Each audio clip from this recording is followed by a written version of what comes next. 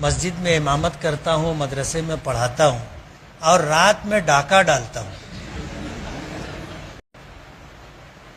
کوئی مسجد کے امام کو ہدیہ نہیں دیتا، کبھی کوئی تحفہ نہیں دیتا، مسجد کے خادموں کو، مسجد کے مؤذنوں کو کبھی کچھ نہیں دیا جاتا۔ بہت دکھ کی بات ہے۔ گاؤں کے امام لوگ کے پاس گاڑی ہے، آپ کیا چاہتے ہو کہ وہ گدھے پر آیا کریں؟ ظاہر بات ہے ان کی ضرورت ہے، اپنی ضرورت کا انتظام وہ کرتے ہیں۔ سوال یہ ہے کہ آپ ان کو کیا دیتے؟ آپ کسی امام کی کبھی مدد کرتے ہیں؟ سوال تو آدمی کرتا ہے۔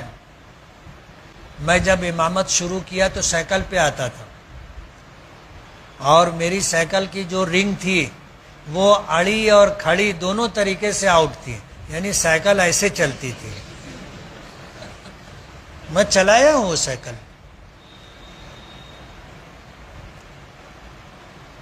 تو مالیگاؤں میں ایسے لوگ بھی ہیں جو اس وقت میری سائیکل کا مذاق اڑاتے تھے۔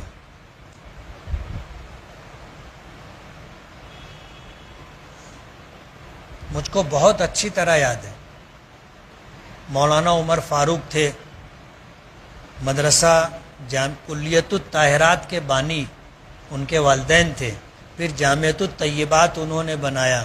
انہوں نے ہونڈا لی تھی، مالیگاؤں کے لوگ ان کے پیچھے پڑ گئے تھے۔ امام ہے اور ہونڈا چلا رہا ہے۔ میں سب سے پہلے پھر 50 لیا، تو ہمارے مدرسے کے ذمہ داروں میں سے کچھ ذمہ دار کہنے لگے آپس میں، بولے 50 پہ آوتے۔ میں سن لیا تو میں رک گیا، رک کر کے ان کو میں نے وہی جملہ کہا جو ان سے کہا کہ تم کیا چاہتے ہو کہ ہم لوگ گدھے پر آیا جایا کریں؟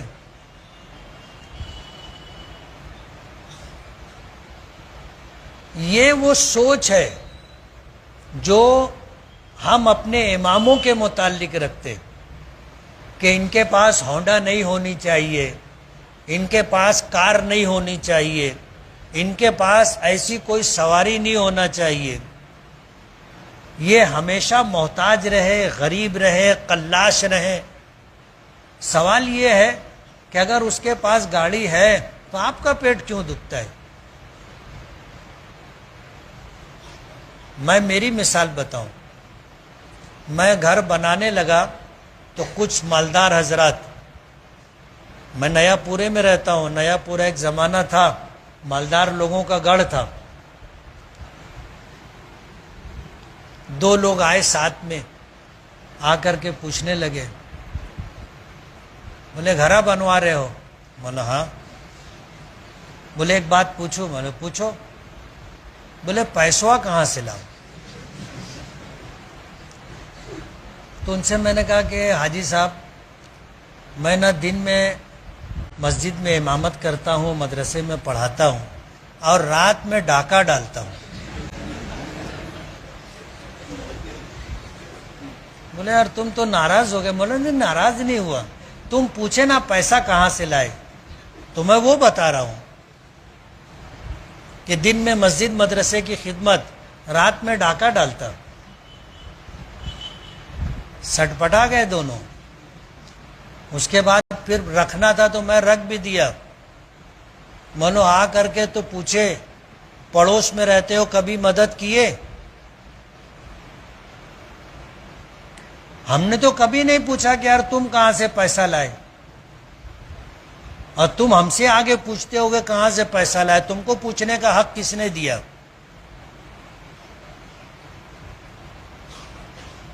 یہ ہماری سوچ ہے۔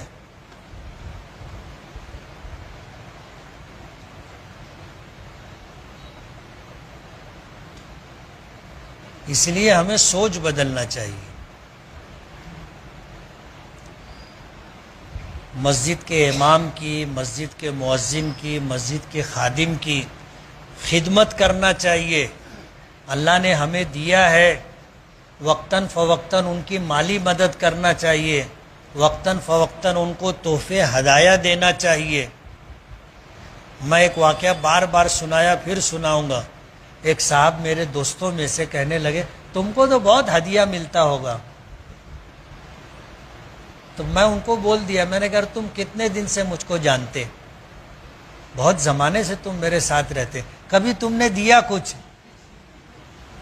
وہ آدمی خاموش ہو گیا، اس لیے کہ کبھی کچھ دیا ہی نہیں تھا نا.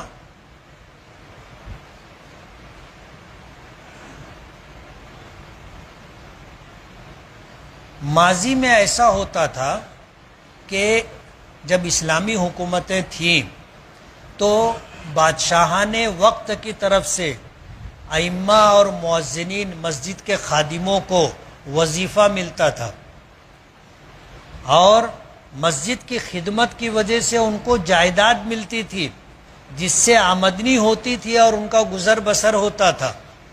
جب وہ زمانہ ختم ہو گیا تو پھر تنخواہ چالو ہو گئی، تنخواہ چالو ہو گئی.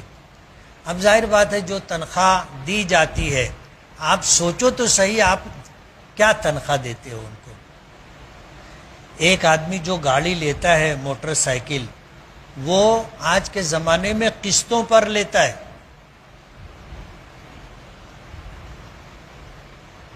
آج 1 ڈاؤن پیمنٹ جو دینا ہوتا ہے وہ دے کر کے پھر یہ ہوتا ہے کہ بھائی تم ہر مہینہ اتنا پیسہ دینا.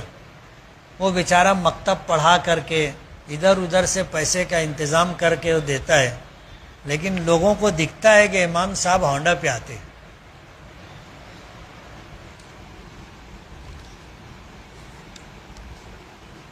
امام کو تنخواہ اتنی دینی چاہیے کہ تنخواہ، فارسی کا لفظ ہے، تن کے معنی بدن اور خواہ کے معنی ضرورت کی تکمیل. اس کو اتنی تنخواہ دینا چاہیے کہ اس کے بیوی بچوں کا گزارا درمیانی درجے میں ہو جائے، اس کو تنخواہ کہتے ہیں. سمجھ گئے آپ؟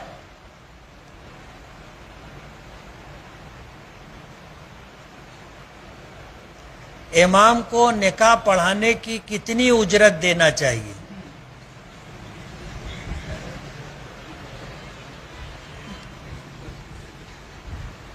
جیسا ہم شادی میں خرچہ کرتے اپنی حیثیت کے مطابق، امام کو نکاح پڑھوائی بھی اپنی حیثیت کے مطابق دینا چاہیے.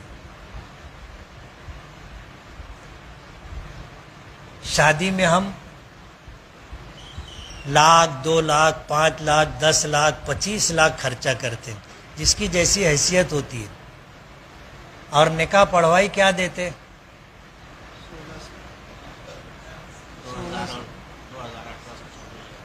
ابھی کہیں 1,400 دیتے، کہیں 1,600 دیتے، کہیں 2,000 دیتے. اور وہ بھی بہت بار بار پوچھتے 200 زیادہ کہاں ہیں؟ ہم لوگ کے محلے میں 1,400 ہے، تم 1,600 کہاں لے رہے ہو؟ مجھ سے میں نکاح پڑھایا، میں نکاح پڑھوائی نہیں لیتا الحمدللہ، لیکن اگر کسی نے پوچھ لیا تو 5,000 سے کم نہیں لیتا. بولتے نا پوچھو تو پوچھائی لگتی ہے. کسی نے اگر مجھ سے پوچھا مفتی صاحب نکاح پڑھوائے، مطلب 5,000، وہ ادھر ادھر دیکھنے لگتے نا. اس لیے کہ یہ پنچ حضرات ہوتے ہیں جو سرداری کرتے ہیں، ان کو تو وہاں سے اتنا ہی ملا نا، جیسے 2,000 روپیہ تو ان کو 2,000 ملتا، تو وہ بولتے موقع 2,000 ملے، مطلب پھر پوچھو کہاں ہے تم؟ 2,000 ملا، 2,000 چپکے سے دے دینے کا. آپ پوچھے نا 5,000 لگے گا.